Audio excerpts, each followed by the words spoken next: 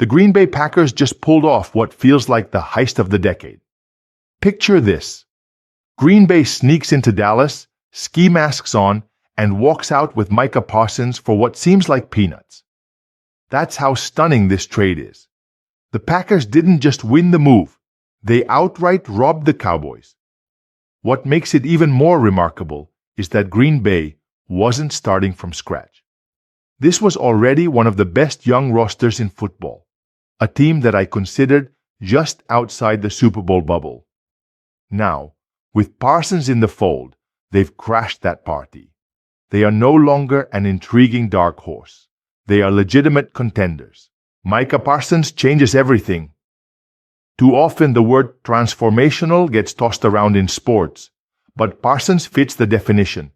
He is not merely a pass rusher, he is a force who alters game plans by himself. Opponents don't prepare to block him, they prepare to survive him. As a rookie, he nearly won Defensive Player of the Year. He has been named an All-Pro 3 times already, and in every season of his career, he has racked up at least 12 sacks. 4 years into his career, he is already entering conversations that include Lawrence Taylor, Reggie White, and Derek Thomas. This is not a fading veteran hoping for one last chance at relevance. This is a generational defender squarely in his prime. Now line him up across from Rashan Gary, with Kay Walker anchoring the linebacking core and Jair Alexander locking down receivers. Suddenly, Green Bay's defense isn't just solid, it's terrifying. It's the kind of unit that opposing quarterbacks and offensive coordinators dread facing in January, and that's not hyperbole. This changes the math on Green Bay's season. After the draft, the Packers' Super Bowl odds were sitting at plus 2,200, a respectable number but far from elite. Following this trade, those odds skyrocketed to plus 1,200, putting them alongside the Chiefs, Ravens, Bills, and 49ers as one of the league's premier threats. What's even more interesting is that the Packers hinted at this shift back in April, but most of us missed it. For years, Green Bay refused to draft wide receivers in the first round, much to Aaron Rodgers' frustration. It became part of their identity. Then, out of nowhere, they changed course and selected Matthew Golden. Golden is not a surefire superstar like Jamar Chase or Justin Jefferson, but he is polished, he is fast, and he fits perfectly into what might already be the deepest wide receiver room in the NFL.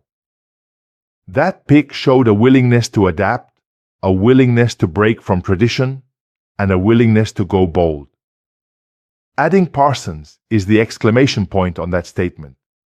The Packers are no longer hiding behind old philosophies. They're swinging for the fences. Dallas, on the other hand, is unraveling. Cowboys fans might want to cover their ears for this part, because the reality is ugly. According to reports, Parsons and his agent approached the Cowboys front office with empathy. They wanted to negotiate a fair deal.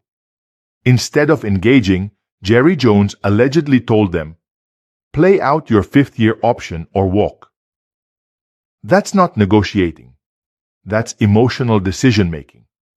And emotional decision-making has no place in a billion-dollar football operation.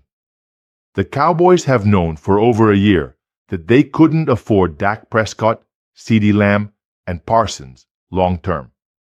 The smart move would have been to act last offseason, when they could have maximized Parsons' trade value and maybe sparked a bidding war. Instead, Jerry dragged his feet, waited too long, and ended up shipping Parsons off for a discounted return. It is front office malpractice. What makes it worse is Jerry's explanation. Standing in front of the media, he claimed the move was about shoring up the run defense. "We needed help inside," he said. The problem is the Cowboys' actions don't match that statement. If stopping the run was really their priority, why wait until pick 217 of the draft to grab a defensive tackle? That's not a plan. That's spin. It's Jerry scrambling for excuses after bungling a situation he should have handled months ago. And this isn't even the first time. Look at Jerry's recent track record with trades, giving up a fourth-rounder for Jonathan Mingo, who is now on injured reserve and projects as WR4 when he returns. Another fourth-rounder gone for Trey Lance, who barely saw the field before fading off the roster. Now Parsons joins the list, except this one stings more because we're talking about one of the most dominant defenders of the last decade. The Cowboys turned a generational pass rusher into a lukewarm return, and fans are supposed to buy the run defense excuse. The market has already spoken. Dallas's Super Bowl odds have plummeted to 60-1, the longest they've been in more than a decade. That is not contender territory. That is bottom-tier territory, where 5 or 6 wins would be considered an accomplishment. For a franchise that still clings to the America's team label, it's flat-out embarrassing. The contrast between the two franchises could not be clearer. Green Bay, a historically conservative organization, decided to break habits and take a swing.